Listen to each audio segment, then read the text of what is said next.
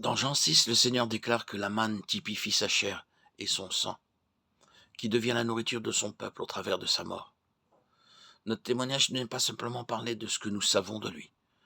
Sans notre identification en Christ, il ne peut y avoir de véritable témoignage conforme à sa personne. Cela nous parle de manière différente de la manne. Il ne s'agit pas de l'expérience que nous avons de Christ, ni de la position que nous avons en lui, mais de notre ministère, d'un ministère qui jaillit de la vie de résurrection. La verge d'Aaron était une chose morte lorsqu'elle fut placée dans l'attente du témoignage. Mais en résurrection de vie, elle avait poussé des boutons, produit des fleurs et porté des fruits. La manne nous parle de la vie qui se manifeste hors de la mort. La verge parle du ministère issu de cette vie qui n'a pas été retenu par la mort. C'est le fondement de tout témoignage pour Dieu. Sans entrer dans la mort de Christ, nous n'avons pas la vie en nous-mêmes. Et sans l'expérience pratique de sa vie de résurrection, il ne peut y avoir de véritable ministère. La manne qui parle de la vie qui jaillit de la mort, et la verge qui parle du ministère fondé sur cette vie qui n'a pas été retenue par la mort. Ces deux choses ont été placées dans l'arche du témoignage. Et sans ces deux choses, il ne peut y avoir de vrai témoignage. La manne et la verge font de nous ce que Dieu veut que nous soyons en Christ. Ce qu'il est devient nôtre. Avec une telle vie, la manne, et avec un tel ministère, la verge, nous avons le véritable témoignage. Quand nous voyons un homme avec une intelligence vive, avec des capacités d'organisation, éloquent et énergique, nous disons « Ce serait merveilleux si un tel homme devenait prédicateur.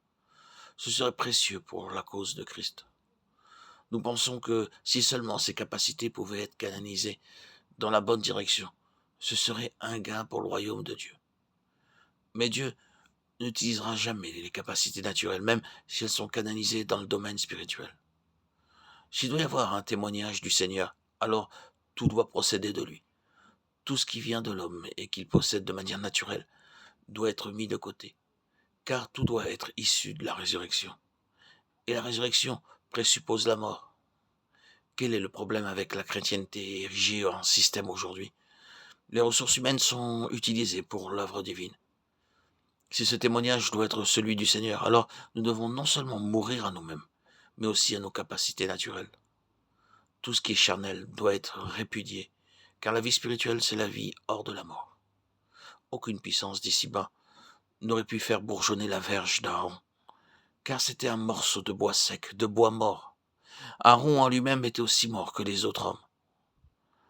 Ce fut le bon plaisir de Dieu de l'appeler, et cet appel était la seule chose qui le différenciait des autres hommes. L'appel venait de Dieu. C'est donc pourquoi la vie et les fruits devaient aussi procéder de lui. Il n'y avait aucune contribution des ressources de l'homme. L'homme naturel doit se retirer pour que le véritable témoignage de Dieu puisse se manifester. Il n'y a que ce qui vient de Dieu qui peut avoir de réelle valeur. Dieu doit être l'origine et la cause de toute œuvre spirituelle. Sa volonté doit gouverner et avoir l'initiative d'une telle œuvre. Mais il n'est pas seulement l'origine, il est aussi l'artisan. Quand il est l'origine et la cause, tout contribue à le glorifier.